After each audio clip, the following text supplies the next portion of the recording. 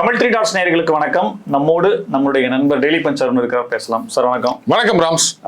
Living டுகெதரை பத்தியும் திருமணத்தை பத்தியும் அப்படியே கொஞ்சம் பேசிட்டோம். ஏதோ டச் பண்ணியிருக்கிறோம், தெரிஞ்சதை பேசியிருக்கிறோம். இப்போ என்னன்னா 90s கிட்ஸ் அவங்களுக்கு இன்னும் திருமணம் ஆகலை. ஓ பாவம், அப்ப இது அவமா இருக்கியா, சொல்லாதையா. 2K கிட்ஸ் குழந்தையோட இருக்காங்க. 70s கிட்ஸ் நீங்களே எக்ஸாம்பிள் 21ல குடும்பஸ்தனம் ஆயிட்டீங்க. இப்போ 70ஸ்ல ஒர்க் அவுட் ஆனது வந்த லவ் 90s கிட்ஸ்க்கு ஏன் வரல? இப்ப என்ன லவ் பத்தி பேச சொல்றியா?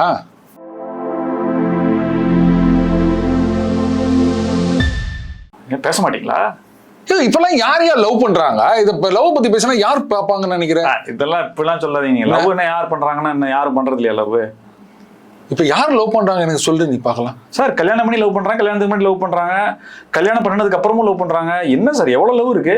என்ன பைத்தியக்காரத்தனமா பேசுற நீ? லவ்னா என்னன்னு தெரியுமா உனக்கு? சொல்லுங்க. லவ்னா என்ன நீ சொல்லு பார்க்கலாம். காதல், அன்பு, பிரதிபலன் பார்க்காத ஒரு என்னது அன்பு.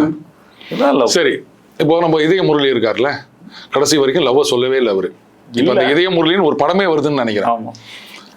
நீ அந்த காலத்து படத்துல எல்லாம் பாரு, அந்த லவ் லெட்டர்னு ஒண்ணு இருக்கும். அதுக்கப்புறமா இவன் நம்ம இன்று போய் நாளை பாக்யராஜ், அதுக்கு வேற ஒரு இது வேற சொல்லுவாரு. ஜெயகாந்தன் சொல்லியிருக்காரு, ஒருத்தர் வந்து தன்னுடைய அன்பை வெளிப்படுத்தினா அதை வந்து இது பண்ணக்கூடாது அப்படின்லாம் சொல்லிட்டு லவ் லெட்டர் கொடுத்துட்டு போயிடுவாரு. அதுக்கப்புறம் அந்த கார்டுல லவ் சொல்றது, ஒரு ரோஸ் வச்சு கொடுக்கறது அப்படின்லாம் இருந்தது. இதை வந்து ப்ரப்போசல்னு சொல்லுவாங்க, ரைட்டா? இன்னைக்கு ப்ரப்போசல்னா என்ன தெரியுமா? வில் யூ மேரி மீ, அதுதான் இன்னைக்கு ப்ரப்போசல். எனக்கு தெரிஞ்சு இன்னைக்கு யாரும் வந்து இந்த ஐ லவ் யூ, அதுவும் அந்த ஐ லவ் யூ சொல்றதுக்கு முன்னாடி என்ன டென்ஷன் இருக்குன்னு தெரியுமா? நம்ம பசங்கள்லாம் லவ் பண்றது இப்பெல்லாம் ஒண்ணுமே இல்லை ராம்சே. அதனாலதான் நான் சொல்றேன், இன்னைக்கு யார் லவ் பண்றாங்க அப்படின்னு. சார் காதலை சொல்லாமையே மனசுலயே வச்சுட்டு போனவங்க நிறைய பேர் இருக்காங்க சார், என்ன மாதிரி. உங்க கூட்டமா பார்க்க மாட்டாங்களா இந்த வீடியோவை? இருக்கட்டும் சார், ஜாலியா பேசுறதானே, இதுல என்ன இருக்கு? சரி ராம்சு, நான் பார்த்துருக்கேன் எங்க பசங்களெல்லாம். அதாவது ஒரு பொண்ணை பார்த்துட்டு உன்னே லவ் பண்ணோம் அப்படின்னா பின்னாடியே ஃபாலோ பண்ணின்னு போவானுங்க, மாசக்கணக்கில் ஃபாலோ பண்ணுவானுங்க. அதுக்கப்புறம் எப்பவாவது அந்த பொண்ணு இவனை திரும்பி பார்த்துடுச்சு இல்ல நேர பார்த்துடுச்சின்னு சொன்னா, மச்சான் அவன் என்ன பார்த்துட்டானா அப்படின்னு எல்லாருக்கும் டீ, பட்டர் பிஸ்கெட்டு இதெல்லாம் வாங்கி கொடுப்பாங்க. பார்த்து ஸ்மைல் பண்ணிச்சு அப்படின்னு சொன்னா அது வேற லெவலு. ஸ்மைல் பண்ணாலுமே அந்த லெட்டர் கொண்டு போய் கொடுக்கணும், இல்ல அது ஃப்ரெண்டை பிடிக்கணும், அது மூலமா போயிட்டு இது மாதிரி அப்படி சொல்லணும். அந்த ஐ லவ் யூ சொல்றதுக்கு திக்கி திணறுவானுங்க பாரு, அவ்வளவு கஷ்டம். அதுவும் அந்த எழுதுறதுல எங்கேயாவது சிவப்பு இங்க தின்னு ரத்தத்துல கழுத்துலாம் கதை விடுவானுங்க. சில பேர் கோழி எடுத்த ரத்தத்தை வச்சு இதுல பண்ணுவானுங்க. இப்படிலாம் நிறைய கூத்தடிச்சிருக்கானுங்க. அந்த லவ்வை சொல்லணும், அவகிட்டேருந்து பதில் வரணும். சில பேர் லெட்டர் வாங்கிட்டு போயிடுவாங்க. அந்த ஆம்பளை பயிலெல்லாம் குடும்பத்தோட போயிட்டு பொண்ணு பார்த்து விட்டு நாங்கள் போயிட்டு லெட்டர் போடுறோம் அப்படின்னு வானுங்க பாருங்க. அதை இவங்க வந்து டிட் ஃபார் டேட் குத்துட்டு, மச்சான் லெட்டர் குத்தண்டா, ஒரு வாரமா நான் வந்து அவளை பார்க்கவே இல்லடா, அது வேற பக்கமா போயிடும், இவனை வந்து சுத்தல்ல விடலாம் அப்படின்னு சொல்லிட்டு இவ்வளோலாம் கஷ்டப்பட்டு. ஏன்னா எங்க பீரியட்ல ப்ரப்போசல் அப்படின்னாலே லவ்வை சொல்றது தான் ப்ரப்போசல். ஆனா இன்னைக்கு ப்ரப்போசல் அப்படின்றது வந்து அதுவும் பெரிய கிராண்டா பண்ணணும், சர்ப்ரைசிங்கா பண்ணணும், அப்படி பண்ணணும் இப்படி பண்ணணும்னு சொல்லிட்டு ஒரு மோதிரத்தை வச்சுக்கின்னு வில் யூ மேரி மீ அப்படின்னு விளக்காரம் பண்றது அப்படியே காட்டணும். கரெக்டா? இப்போ நல்லா யோசிச்சு பாரு, இந்த வில் யூ மேரி மீன்னு கேட்கறான்ல, இவங்களெல்லாம் எப்படா ஐ லவ் யூ ப்ரப்போஸ் பண்ணீங்கன்னு கேளு, அது கிடையவே கிடையாது. இப்போ அது இல்லவே இல்லை, புரியுதா? அதெல்லாம் பூமர். Very good. அப்ப எடுத்த உடனே ஒரு பொண்ணை கல்யாணம் பண்ணிக்கிறேன்னு சொல்றதுக்கு பேர் காதலா? அதுதான் சார், உன்னை நான் வாழ்க்கை துணையா எடுக்கிறேன், எண்ணில் பாதி, அர்த்தநாரீஸ்வரர், இதெல்லாம் நீங்க கொண்டு வரணும். லவ் பண்றது 10 பேரோட லவ் பண்ணலாம், கல்யாணம் பண்றது எப்படி 10 பேரையா? வரேன், அதுக்கு நான் ஒரு கேள்வி வச்சுக்கிறேன் உனக்கு. அப்போ நீ எப்படி இத்தனை பேர் இதை வந்து இந்த கேண்டிட் கேமரா அப்படின்னு ரெக்கார்ட் பண்றதுக்கு எல்லாம் ஆளெல்லாம் செட் பண்ணிட்டு எங்கேயாவது ஒரு இடத்துல அப்படின்னு ஒரு ஷாக் ஆற மாதிரி அவங்க ஒரு எக்ஸ்பிரஷன் கொடுத்து, டு பி ஃபிராங்க் எல்லாரும் அப்படி பண்றது இல்ல, பட் இது ஒரு ட்ரெண்டா போயினுக்குதுனால சொல்லலாம். சரி, அப்போ இந்த வில் யூ மேரி மீ அப்படின்னு நீ மண்டி போட்டு கேட்கும் போது அவ ஒத்துப்பான்னு தெரிஞ்ச பிறகுதானே நீ கேட்கற. 100%. அப்போ அந்த ஐ லவ் யூன்ற ப்ரப்போசல் நீ பண்ணிந்தியானா, ஆமா லவ் பண்றேன் கல்யாணம் பண்ணிக்க போறான்னா ஏன் இவ்வளவு டென்ஷனோட நீ வந்து மண்டிக்கிட்டு நிக்கணும்? அந்த இடத்துல சம்மதம் வாங்குறேன், லவ் பண்றேன் அப்படின்னு நான் உன்கிட்ட ப்ரப்போஸ் ஐயோ இது வேற மாதிரி ஆயிட போகுது, இல்ல நான் சொல்றேன் ஒருத்தர்கிட்ட ப்ரப்போஸ் பண்றேன் ஐ லவ் யூன்னு சொல்றேன்னா அவ அக்செப்ட் பண்ணிக்கினா அப்படின்னு சொன்னாலே அப்ப அது வந்து 2 பேரும் கல்யாணம் பண்ணிக்கிறதுக்குன்னு கிடையாதா? அதுக்கு தனியா ஒரு ப்ரப்போசல், அதுக்கு ப்ரிப்பரேஷன். ஆமா, இப்ப நீங்க லவ் பண்றீங்க, ஒரு வருஷங்களோ சில காலங்களோ போகுது, ஆனா கல்யாணம் பண்ணிக்கணும்னு அவசியம் இல்ல. அதான் சொல்ல வந்தேன். அப்ப லவ்னா என்ன? கல்யாணம் பண்ணிக்கிறதுன்றது ஒரு வேற. Very good, very good. இதைத்தான் நான் சொல்ல வந்தேன். நீங்க லவ் பண்றேன்னு சொல்றீங்களே தவிர அந்த கல்யாணத்துக்கு முன்னாடியே சரி அதெல்லாம் வேணாம், அது அவங்க சௌகரியம். அப்ப லவ்னா என்னம்மா? அன்பு, வெளிப்பாடு, விருப்பம். நான் என்ன டிக்ஷனரியா மீனிங் கேட்டேன் அவங்க கிட்ட? லவ்னா எனக்கு வாழ்க்கை துணையா இவங்க வந்தாங்கன்னா நான் நல்லா இருப்பேன், வாழ்க்கை நல்லா இருக்குன்ற ஒரு விருப்ப தேர்வு. வெரி குட், சரியா சொன்னேன். இப்போ நான் உன்னை கேட்கிறேன் ராம்ஸ், இந்த லவ் அப்படின்றதெல்லாம் நம்ம அழகு அப்படின்றதுக்கு சில டெஃபினேஷன் வச்சிருக்கோம். அந்த உன்னுடைய டெஃபினேஷனுக்குள்ள அடங்குறவங்களை பார்த்து தான் உனக்கு லவ் வருது இல்லையா? ஆமா, ஃபர்ஸ்ட் தோற்றம், ஆக்டிவிட்டிஸ் சிலதெல்லாம் பார்த்து தான் இம்ப்ரெஸ் ஆகுறோம், அதை வச்சு தான் லவ் வருது. சரி, ஸோ அப்போ உன்னுடைய அந்த டெஃபினேஷனுக்குள்ள அழகா இருந்தா லவ் வருது, அவனோட சேர்ந்து இருந்தா வாழ்க்கை நல்லா இருக்கும் அப்படின்னு நினைக்கிறேன். இப்ப நான் உன்னை கேள்வி கேட்கட்டா? அவ அழகா இருக்கா அப்படின்னு நினைக்கிறது உன்னுடைய, இது நல்லா இருக்கு ஒரு பொருள் அதை வாங்கணும்னு நினைக்கிறோம் இல்லையா, அந்த மாதிரியான உன்னுடைய விருப்பம், ஆசை. அவனோட சேர்ந்து இருந்தா வாழ்க்கை நல்லா இருக்கும், சந்தோஷமா இருக்கும்னு நினைக்கிறது உன்னுடைய சுயநலம். இதுல பிசிக்ஸ் இருக்கு, கெமிஸ்ட்ரி இருக்கு, பயாலஜி இருக்கு, மேத்தமெட்டிக்ஸ் இருக்கு, ஜியாமெட்ரி இருக்கு. Where is romance in it rams? இல்ல, இப்ப நீங்க அவளோட இருந்தா எனக்கு மகிழ்ச்சின்றதுல நீங்க சொல்ற அழகு மட்டும் இல்ல, அதை தாண்டியும் பல விஷயங்கள் இருக்கு. இப்ப என் அம்மாவை மாதிரி இருக்காங்கன்னு லவ் பண்ணவங்க இருக்காங்க. நீங்க சொல்றது பணமே இல்லாம கஷ்டப்பட்டாலும் அவர் நேர்மையா இருக்கா, சில விஷயங்கள் எனக்காக விட்டு கொடுத்துருக்கா, நான் யாருன்னு தெரியாதப்போ எனக்கு உதவி செஞ்சிருக்காங்க. இது ஆணுக்கும் சரி பெண்ணுக்கும் சரி. அந்த மாதிரி லவ்வுக்கான ஸ்பார்க் எங்க வருதோ அதுல இருந்து அடுத்தடுத்த விஷயங்கள்ல அவங்களுக்கு லவ் இருக்கு. பட் இதுலதான் சொல்றது நமக்கு அதை நான் ஒத்துக்கல. சரி, இப்போ எனக்காக விட்டு கொடுத்துருக்கா அப்படின்னு சொன்னா அப்போ விட்டு கொடுத்த எல்லார் மேலேயும் உனக்கு லவ் வருமா?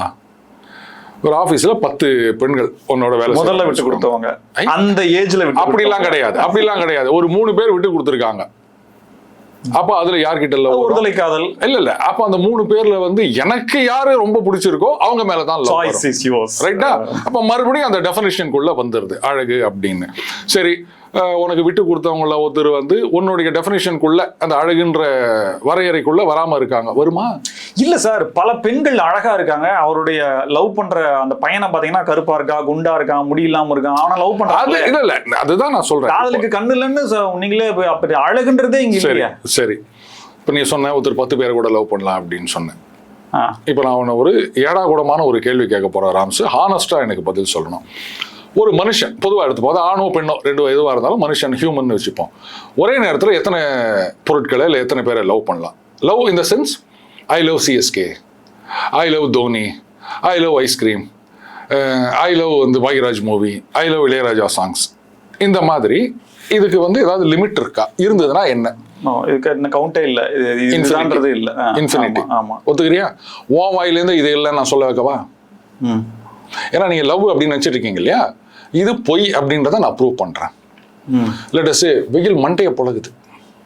இப்ப இங்கேருந்து நம்ம ஸ்டேஷன்ல இருந்து போனா எவ்வளவு தூரம் போனோம்? லெட் அஸ் சே இந்த ஸ்டேஷனே இன்னும் ஒரு 3 கிலோமீட்டர் தள்ளி இருக்குன்னு வச்சுப்போமே. இந்த மொட்டை வெயில நம்ம நடந்து போறோம், அப்படியே மண்டையை கொளுத்துது. ஏதாவது கூல்ட்ரிங்க்ஸ் குடிச்சா நல்லா இருக்கும். உனக்கு ஐஸ்கிரீம் பிடிக்குமா ராம்ஸ்? என்ன ஃபிளேவர் பிடிக்கும்? எனக்கு பிஸ்தா பாதாம். Very good. போயிட்டே இருக்கும்போது அங்க புதுசா ஒரு தள்ளு வண்டி வச்சிருக்காங்க, ஒரு famous American ice cream brand. Sir வாங்க. இல்ல அவங்க கூப்பிடுறாங்க, வாங்க சார். நீங்க பாக்கெட்டை தொட்டு பாக்குறீங்க.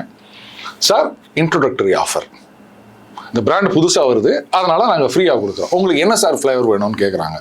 பிஸ்தா பாதாம்னு சொல்றீங்க. சார் அது மட்டும் இல்ல, அது இருக்கு அப்படின்ட்டு ஒரு 50 ml பிஸ்தா பாதாம் கொடுக்குறாங்க. எப்படி இருக்கும் உனக்கு? வேற லெவல் சந்தோஷம், டபுள் பாக்குற. ஏடா கொடுக்கறத கொடுக்குற, 50 ml கொடுக்குறடா நீ. சரி, சாப்பிட்டு பார்த்துட்டு அப்படின்ற sir you want 1 more 50 ml அப்படின்னு கேட்கறான். என்ன சொல்வேன்? ஆஹா கண்ணா, 2 லட்டு தின்ன ஆசையா, இன்னி ஏதோ நரிமுகத்துல மூச்சுக்கிறேன் அப்படின்னு சொல்லிட்டு அதை வாங்கிக்கிறேன். சார் எப்படி சார் இருக்கு அப்படின்னு கேட்கறான். சூப்பர், நல்லா இருக்கா சார்? நல்லா இருக்கு. இந்தாங்க சார் ஒரு 100 ml தூக்கி கொடுக்குறான். அதிர்ஷ்டம் அப்படியே பிச்சுன்னு இல்ல பயப்படுவோம். ஏன்னா இவ்வளவு ஃப்ரீ தர மாட்டாங்க. ஒருவேளை காசு கேட்டுருவாங்களோ. இல்ல ஃப்ரீ காசு எல்லாம் கிடையாது சார், காசு கிடையாது சார், இருந்தாங்கன்னு எடுத்து கொடுக்குறான். என்ன பண்ணுவேன்? சாப்பிடுவேன். அப்பா சார் எப்படி சார் இருக்கு? நீங்க மத்தவங்க கிட்ட ரெக்கமெண்ட் பண்ணுவீங்களா? கண்டிப்பா. இல்ல உங்க சேனல்ல பேசும்போது இந்த மாதிரி இதை சொல்லுவீங்களா பிராண்ட? இந்தாங்க சார் ஒரு 500 ml. என்னவா இதுவும் சாப்பிட சொல்றாங்களா? சாப்பிடு.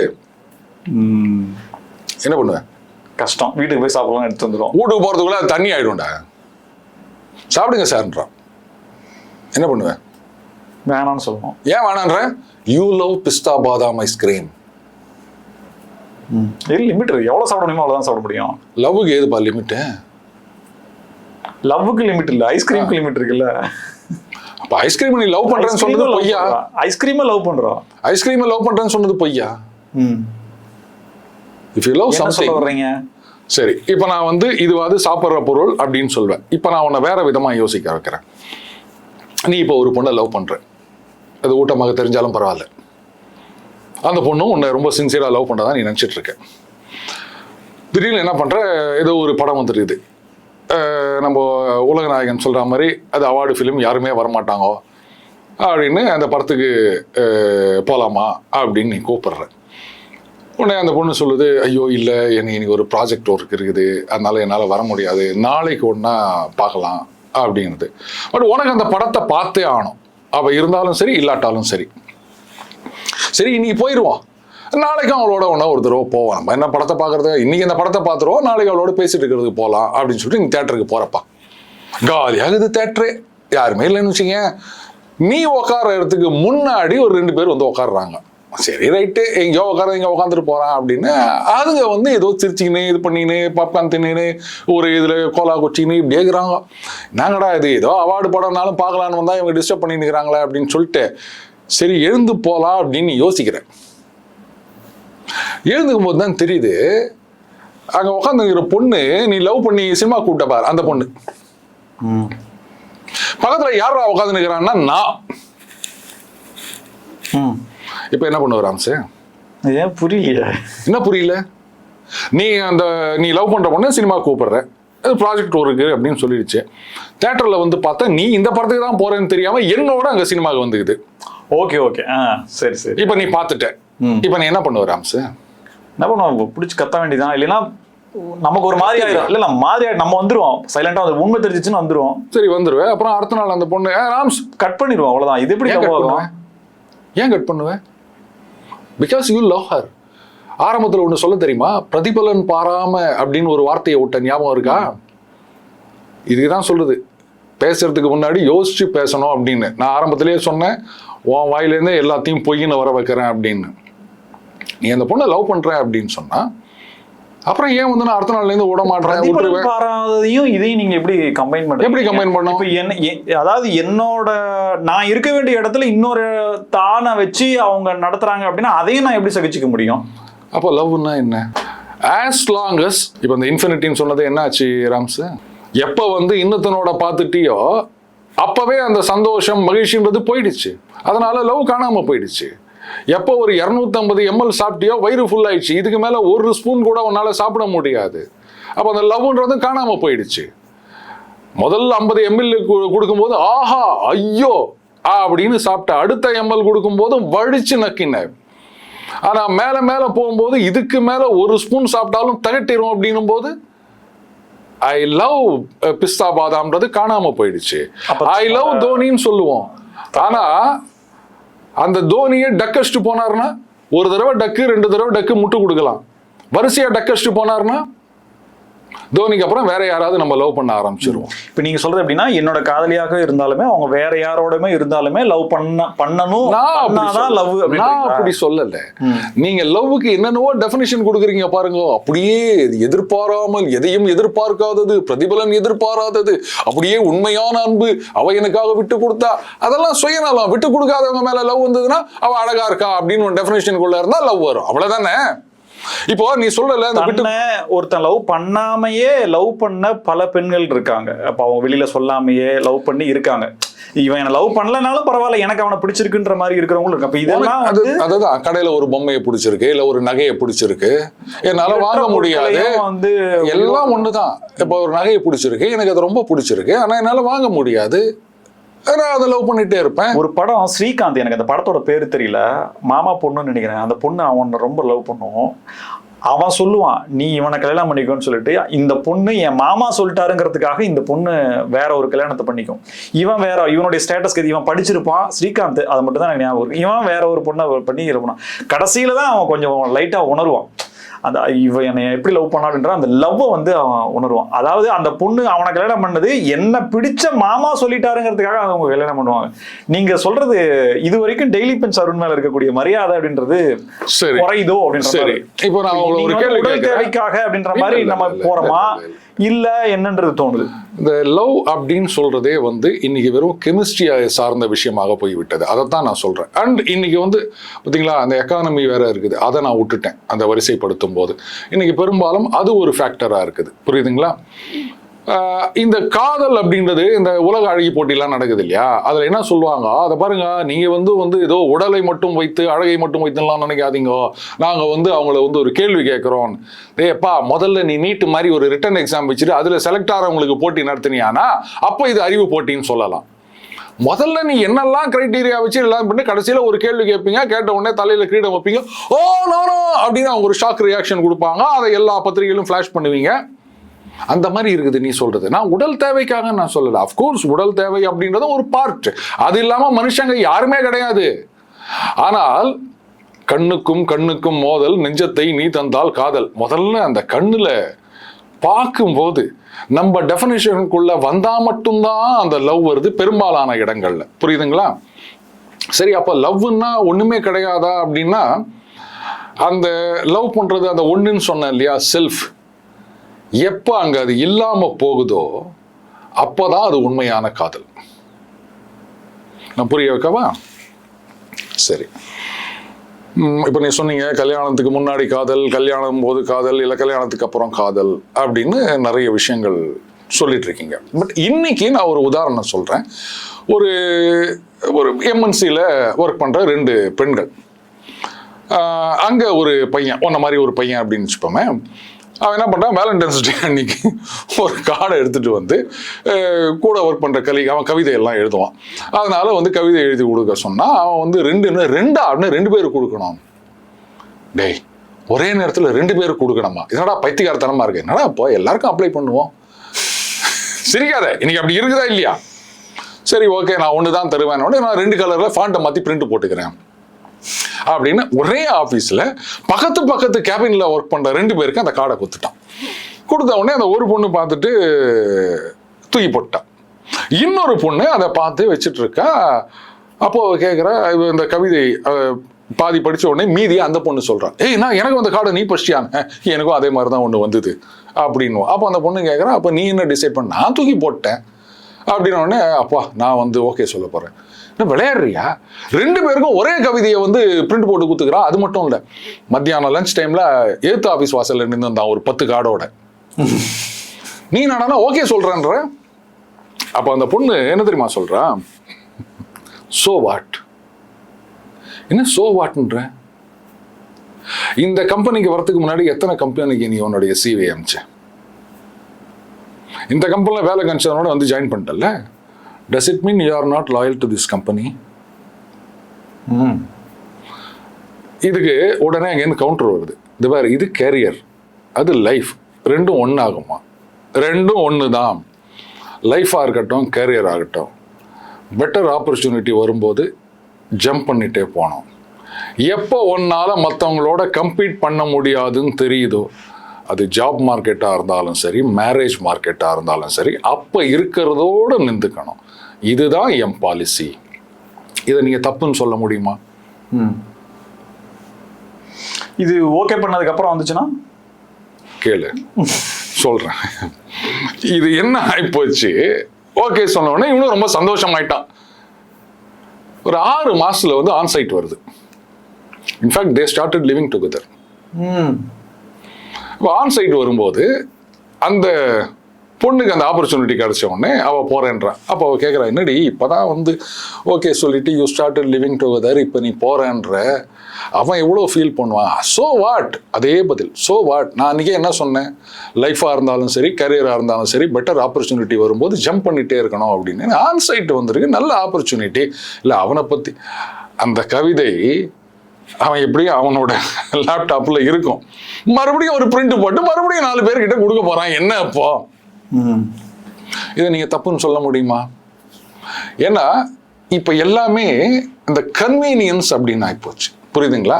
அதுக்கு ஒத்து வந்தா ஓகே, இல்லாட்டா இல்லை அப்படின்னும் போது வேர் இஸ் ரொமான்ஸ்? அப்போ காதல்னா என்ன சார்? இன்னைக்கு எல்லாரும் காதலிச்சு கல்யாணம் பண்ணிக்கணும், அப்போதான் ஒருத்தர் புரிஞ்சுக்க முடியும் இப்படின்னு நினைக்கிறீங்க. எப்படி கல்யாணம் பண்ணிக்கிறீங்கன்றது பிரச்சனை இல்லை ராம்ஸ், கல்யாணத்துக்கு அப்புறம் நீங்க எப்படி இருக்கீங்கன்றது தான் முக்கியம் ராம்ஸ். எங்க சிஎம் முன்னாள் தளபதி பூவே அவனுக்காக படத்துல சொல்லிருக்காரு. அப்படியா? அது எனக்கு தெரியாது. ஒருத்தருக்கு வந்து ஒரு பூ போனா இன்னொன்னு, ஆனா ஒரு பூ அது போனா அவ்வளவுதாங்க, இது அவர் சொன்னது. அப்படியா? நல்ல காலம். இந்த டயலாக் தான் சொன்னாரோ அப்படின்ட்டு நான் சொன்னது வேற. திருச்சிக்கு போனோம், பஸ்ல போனோமா, ட்ரெயின்ல போறோமா, இல்லை பைக்ல போறோமா, கார்ல போறோமா, அது முக்கியம் கிடையாது. திருச்சிக்கு போனோம், அதுதான். ஸோ கல்யாணத்துக்கு அப்புறம் அந்த வாழ்க்கை தொடர்ந்த ஒரு பயணம், அது எப்படி இருக்குன்னு யோசிக்கணுமே தவிர, ஆனால் எப்படி போறதுன்றதை மட்டும்தான் நம்ம யோசிச்சுட்டு போன பிறகு என்ன பண்றதுன்றதை நம்ம முடிவு செய்யறது இல்லை. அதனால தான் ஏகப்பட்ட குழப்பங்கள். அப்ப காதல்னா என்ன சார்? ராம்ஸ், உங்க வீட்டுல இந்த ரோஜா செடி அந்த மாதிரி பூச்செடி வச்சுக்கிறியா? சரி, ரோஜா செடி வச்சிருக்க அப்படின்னு வச்சுப்போமே. முதல் நாள் பார்ப்ப மொட்டா இருக்கும், அடுத்த நாள் காலையில் இருந்தால் அது பூத்து இருக்கும். அன்லஸ் நீ வந்து நேஷனல் ஜியோகிராஃபிக் சேனலில் ஒரு கேமராமேனா வேலை பார்த்து அது அந்த அப்படியே ஸ்லோ மோஷன் மாதிரி அதை ரெக்கார்ட் பண்ணால் மட்டும்தான் பூக்கிறத நம்ம தமிழ் சினிமாவில் கூட பேர் போடும்போது போடுவாங்க, அப்போ தான் பார்க்க முடியுமே தவிர மற்றபடி நீ பூக்கிறத பார்க்க முடியாது, பூத்த பிறகு தான் பார்க்க முடியும். அந்த மாதிரி தான் காதல். வர்றதுக்கு முன்னாடி தெரியறது நான் அவளை லவ் பண்றேன் அவனை லவ் பண்றேன் அப்படின்றதுக்கு பேர் காதல் கிடையாது. வந்த பிறகு 2 பேருக்கும் தெரியாம வந்த பிறகு ஆஹா we are in love அப்படின்னு நம்ம நினைக்கிறோம் பார், அதுதான் உண்மையான காதல். அது எப்படி சார் தெரியும் அப்படின்னா, காதல் உண்மையா இருந்ததுன்னா தெரியும், இல்லைன்னா தெரியாது. இப்ப ஸ்ரீகாந்த் படம் சொன்னேன், அதே ஸ்ரீகாந்த் படம் நான் ஒன்று சொல்றேன். அது அந்த ஹீரோயின் வந்து பேர் எனக்கு ஞாபகம் இல்லை, அந்த கேரளாலேருந்து வந்த நடிகை. இவர் கருணாஸ் நடிச்சிருப்பாரு, ஸ்ரீகாந்தோட ஃப்ரெண்டாக நடிச்சிருப்பாரு. எஸ்டிடி பூத்தில் வேலை செய்கிற ஒரு பொண்ணோட லவ், அடிக்கடி ஃபோன் பண்ண போகும்போது லவ். அப்புறம் கல்யாணமும் ஆயிரும், இவன் கல்யாணத்துக்கு போயிருக்க மாட்டான், இவன் கல்யாணம் சண்டை. ஸ்ரீகாந்த் ஒரு நாள் வீட்டுக்கு வாடானும் போது வீட்டுக்கு போவான். அப்போது அண்ணா இருங்கண்ணா அப்படின்னு சொல்லிட்டு அந்த பக்கம் இருப்பா, காஃபி எடுத்துட்டு வரேன் அப்படின்னும் போது இவன் போய் எடுத்துட்டு வருவான். அந்த பொண்ணுக்கு வந்து இடுப்புக்கு கீழே செயல் எழுந்து போயிருக்கும், அப்படியே தவழ்ந்து வருவாங்க. ஸ்ரீகாந்த் பார்த்த உடனே அப்படியே ஷாக் ஆயிடுவான். அப்போ கருணா சொல்வாரு, ஆமா மச்சி எங்களால செக்ஸ் வச்சுக்க முடியாது, நீ சொன்னீங்களே உடல் தேவைக்காக அப்படின்னு, அது இல்லைன்றதுக்காக நான் சொல்றேன், அதுதான் காதல். நீங்க சொன்னீங்களே பிரதிபலன் இல்லை, எதையும் எதிர்பாராமல் வருவதுதான் காதல். ஆனா இன்னைக்கு காதல் அப்படின்னாலே ரெசிப்ரோக்கல் ஆகி போச்சு. நீயும் என்ன லவ் பண்ணணும், அதுதானப்பா நியாயம், அது கரெக்ட். நமக்கு எல்லார் மேலேயும் காதல் வரலாம். இந்த வருஷம் யாராவது உலக அழகி அப்படின்னா அவங்க மேல லவ் பண்றாங்க, ஒரு 1,00,000 பேர் லிஸ்ட்ல இருப்பாங்க. அதுக்காக வந்து நாங்க கல்யாணம் பண்ணிக்காம இருக்க முடியுமா அப்படின்னா கரெக்டு தான், நான் இல்லைன்னு சொல்லலை. ஆனா அதை காதல்னு சொல்லாத, அது உன்னுடைய ஆசை விருப்பம், அதை காதல்னு கொச்சப்படுத்தாதீங்க.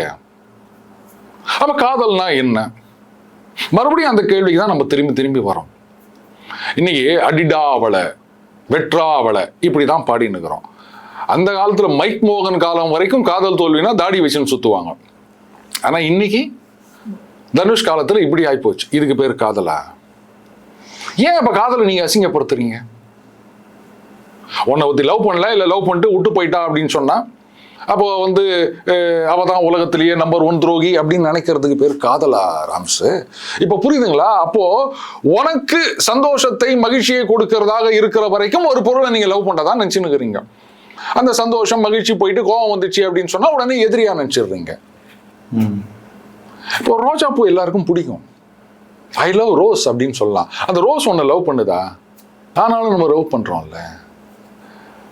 அந்த ரோஸ் வாடி போயிட்டாலும் ஐயோ நம்ம வீட்டுல பூத்த ரோஸ். இதுல வேற நம்ம வீட்டு ரோஸ்னா நம்ம லவ் பண்ணுவோம், அடுத்த வீட்டு ரோஸ்னா ஐயா என்ன தமத்துண்டுக்கு இது பூ இப்படின்னு சொல்லுவோம். அதனாலதான் வள்ளுவர் சொன்னாரு, குழல் இனிது யாழ் இனிது என்பர் தம் மக்கள் மழலை சொல் கேளாதார் அப்படின்னாரு. அந்த தம் அப்படின்றதுதான் கிரக்ஸ்ன்னு நான் சொல்லுவேன். நம்ம வீட்டு குழந்தை தத்தகா புத்தகான்னு 5 வயசு வரைக்கும் அதுக்கு லா வரல அப்படின்னா கூட நம்ம என்னமா மழலை பேசுதுன்னு சொல்லுவோம். அடுத்த வீட்டு குழந்தை 1.5 வயசுல மழலை பேசுனா என்ன 1.5 வயசு ஆச்சு வார்த்தையே வரல பெறுது அப்படின்னு சொல்லுவோம். அதனால தான் தம் மக்கள்னு சொன்னாரு வள்ளுவர். ஜனங்களை பத்தி புரிஞ்சுக்கின்னு தான் அவர் சொல்லுகிறாரு. இப்போ வந்து நிறைய அதாவது என்னன்னா விமர்சிக்கக்கூடிய விஷயங்கள் என்ன, கேர்ள் பெஸ்டி அப்புறம் நிறைய வருது சார். ராம்சே, இந்த கேர்ள் பெஸ்டின்னு பேர் வர்றதுக்கு முன்னாடியே எனக்கு ஒருத்தர் தெரியும். பெஸ்டி இல்ல ஒருத்தர் தெரியும். இதே மாதிரிதான் இன்னைக்கு கேர்ள் பெஸ்டின்னு சொல்றாங்க இல்லையா, அந்த மாதிரி என் கூட வேலை பார்த்த எனக்கு பெரிய சீனியர் அவரு வந்து கூட ஒர்க் பண்ற கலீகு. ஆக்சுவலா அவங்க மேல இவருக்கு ஒரு க்ரஷ் இருந்தது, பட் அவங்களுக்கு விருப்பம் இல்லை, கல்யாணம் எல்லாம் ஆயிடுச்சு. இவர் என்ன பண்ணாரு, இப்ப நீங்க சொன்னீங்கல்ல இந்த மாதிரி மாமா பொண்ணு இவர் சொன்னதுனால லவ் பண்ணு கல்யாணம் பண்ணிக்கலான்னு சொல்லிட்டு, அந்த மாதிரி இவர் வர சம்பந்தத்தெல்லாம் இவங்களை வச்சு அலசி ஆராய்ச்சி அப்படின்னு ஒரு சம்பந்தமும் செட் ஆகல. ஏதாவது அவங்க அப்கோர்ஸ் இவங்க போய் பார்க்க போறது கிடையாது, அவங்க அப்பா போய் பார்த்துட்டு வருவாரு. வந்து இதெல்லாம் சொன்னா இவங்க உட்காந்துட்டு அது சரியில்லை இது சரியில்லைன்னு இப்படியே கலாய்ச்சி விட்டுருந்தாங்க. நாங்க வேலைக்கு போகும்போது என்னோட 10 வயசு சீனியர் அவன். அதுக்கப்புறம் ஒரு சில வருடங்கள் கழித்து பஸ் ஸ்டாண்டில் நான் வெயிட் பண்ணிட்டு இருக்கேன், அவனையும் பார்க்குறேன். டேய் நீங்களா இங்க அப்படின்னா, சார் நீங்க தான் எங்க வீடு அப்படின்னேன். எங்க வீடு இங்கே தான். அம்மா நீ டெல்லியில இருந்தேன். இல்லை அதுக்கப்புறம் நான் பாண்டிச்சேரி வந்து அதுக்கப்புறம் இங்கே வந்துட்டேன், சென்னைக்கு வந்துட்டேன் அப்படின்னா. சரி வா காஃபி சாப்பிட்டு போகலான்னா. இல்லைடா போனோம். என்னடா அது அவசரம்? இல்லை ஒய்ஃபுக்கு டெலிவரி. ஒய்ஃபுக்கு டெலிவரியா? Are you married? Day loose, கல்யாணம் ஆனாதான் ஒய்ஃபுனா தான் டெலிவரினா ஆர் யூ மேரிட்னு கேட்குற. டேய் என்னோட 11 வயசு சின்ன பையன் நீ, உனக்கு கல்யாணம் ஆகி டெலிவரின்ற? எனக்கு ஒன்றும் கல்யாணமே ஆளாடா. ஓப்பனிங்ல கேட்ட கேள்வியா? அதான் நான் சொன்னேன், டேய் என்னடா இப்படி சொல்ற? அதை ஒரு பேப்பரில் கூட அட்வர்டைஸ்மெண்ட் சொல்லி கொடுத்து பார்த்தோம்டா, 93 ஜாதகம் வந்ததுடா. ஆனால் 93 ஜாதகம் வந்ததா? ஆமாண்டா. அதில் பாரு கிட்டத்தட்ட வந்து 75 ஜாதகம் பொருந்தலை. 75 பொருந்தலையா? ஆமாண்டா. ஒரு 6 இடத்துல போனால் ஏற்கனவே கல்யாணம் ஃபிக்ஸ் ஆயிடுச்சு, ஒரு 4 இடத்துல போனால் அவங்களுக்கு என்ன பிடிக்கல, இன்னும் ஒரு 4 இடத்துல போனால் எனக்கு அவங்கள பிடிக்கல. நான் கேட்டேன், டேய் 93 ஜாதகத்துல 75 பொருத்தலன்னா எவன்டா ஜாதகம் பார்த்தேன்? டேய் அப்படிலாம் சொல்லாத, எங்க அப்பா தான் பார்த்தான். நான் கூட வந்து ஜாதகத்தை மாத்தி எழுதலாமா பார்த்துன்னுக்கிறேன். ஜாதகத்தை மாத்தாத, உங்க அப்பா மாத்து அப்படின்னு எல்லாம் முடிஞ்சதுப்பா. அதுக்கப்புறம் இல்லையே ஒரு 4 வருஷம் கழிச்சு நான் இருக்கும்போது ஒரு ஃபோன் வருது. அந்த குரலை கேட்டோன்னே எனக்கு புரிஞ்சு போச்சு, இந்த குரலுக்கு வந்து ஒரு தாடி இருக்கா அப்படின்னு. ஆமாண்ணே. அதை காம்பன்சேட் பண்ண மாதிரி தலையில வழுக்க இருக்கா? ஆமாண்ணே. டாய் அப்படின்னு. டேய் நீ எங்கடான்னு. அப்புறம் சரி வீட்டுக்கு வாடா அப்படின்னேன். அப்புறம் வேற ஊர்ல இருக்கேன், பாண்டிச்சேரியில. சாயங்காலம் வந்தான், ஃப்ரைடே அன்னைக்கு வந்து பேசிட்டு இரண்டா சாப்பிட்டு போகலாம் அப்படின்னு. 10 வயசு 11 வயசு மூத்தவராக இருந்தாலும் வாடாப்படம் தான் பேசிக்குவீங்க. ஆமா வந்து சாப்பிட்டு போகலான்டா அப்படின்னு. இல்லடா போனோம்டா, போய் நடத்தடா பண்ண போறேன். இல்லடா குழந்தை வந்து அங்கே அக்கா வீட்டில் விட்டுரு, அக்கானா ஒய்ஃபோட அக்கா வீட்டில் விட்டுருப்போம், அவளும் வேலை முடிஞ்சவரா. போய் குழந்தையா? டேய் ஆர் யூ மேரிட் அப்படின்னு அந்த முட்டாள்தனமான கேள்வியை நான் கேட்டேன். உடனே அவன் சொன்னான், கரெக்டா நீ சொன்னது தான் சரி, எங்கள் அப்பா மாற்றிட்டேன்டா, நானே பார்த்து லவ் மேரேஜ்ரா அப்படின்னு.